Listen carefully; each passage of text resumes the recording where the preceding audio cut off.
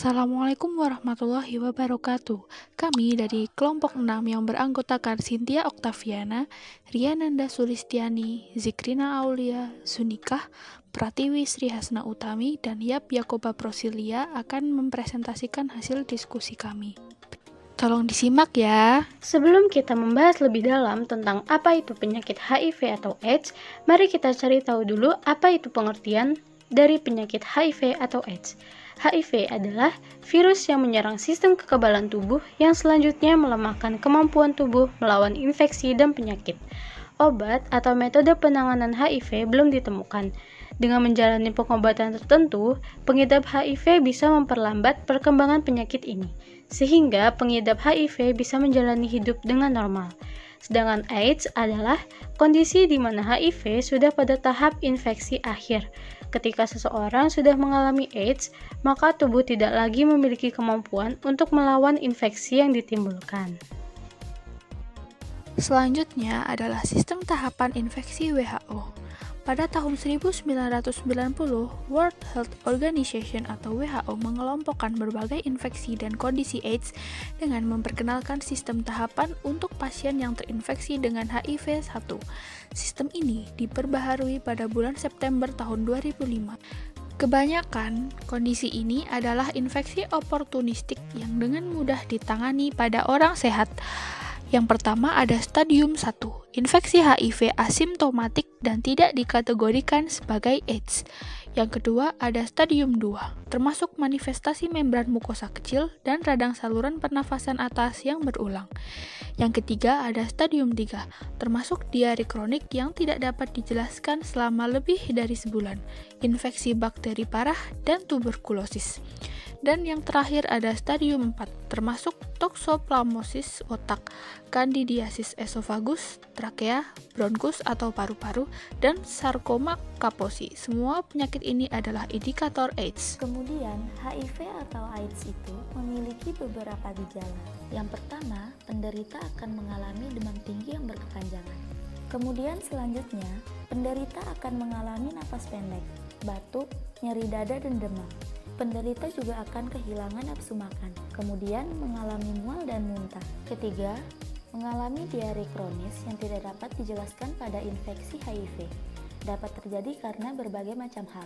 Salah satu penyebabnya adalah infeksi bakteri dan parasit yang umum, seperti Salmonella, Shigella, Listeria, Campylobacter, dan Escherichia coli. Yang keempat, batuk berkepanjangan. Penderita bisa mengalami batuk berkepanjangan selama berminggu-minggu, bahkan berbulan-bulan ataupun lebih. Selanjutnya, penderita mengalami esofagitis, yaitu terjadinya peradangan pada kerongkongan atau esofagus. Selanjutnya, yaitu mengalami sakit kepala. Yang ketujuh, penderita sulit berkonsentrasi. Kedelapan, respon anggota gerak melambat. Selanjutnya, penderita sering merasa nyeri dan kesemutan pada telapak tangan dan kaki. Ke-10, penderita mengalami tensi darah rendah. Nah, yang ke-11, penderita juga akan terserang virus cacar air dan cacar api. Kemudian, gejala-gejala HIV atau AIDS yang terakhir adalah terjadinya infeksi jaringan kulit rambut, seperti kulit kering dengan bercak-bercak merah.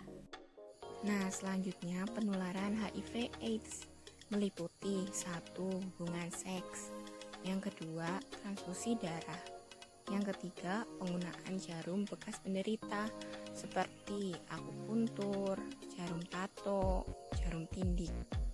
Nah, yang keempat bisa terjadi pada ibu dan bayi selama masa kehamilan, kelahiran, dan masa menyusui. Nah, selanjutnya ada obat-obatan dari HIV AIDS. 1. NRTI. Mekanismenya adalah penghambat replikasi virus melalui penghentian kerja enzim reverse transkriptase.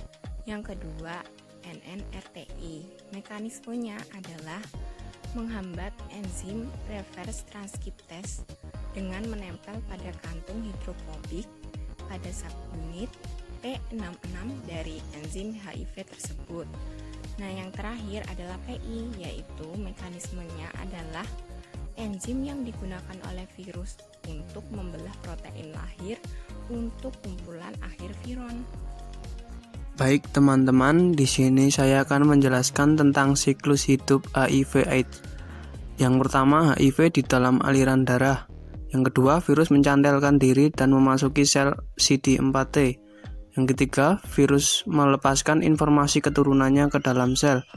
Yang keempat, melalui sebuah proses yang unik, informasi tersebut menjadi bagian dari sel CD4T.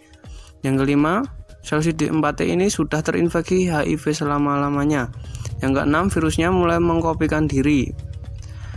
Dan akhirnya sel-sel ini meledak, ribuan virus baru dilepaskan ke dalam aliran darah. Virus baru ini akan menginfeksi sel CD4T.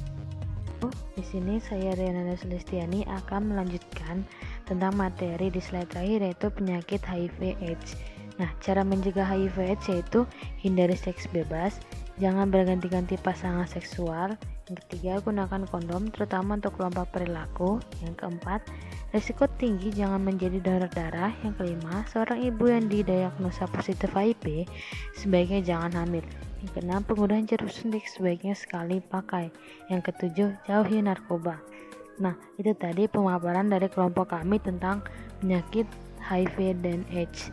Nah, jika teman-teman ada yang ditanyakan, langsung saja tanya ya. Terima kasih. Wassalamualaikum warahmatullahi wabarakatuh.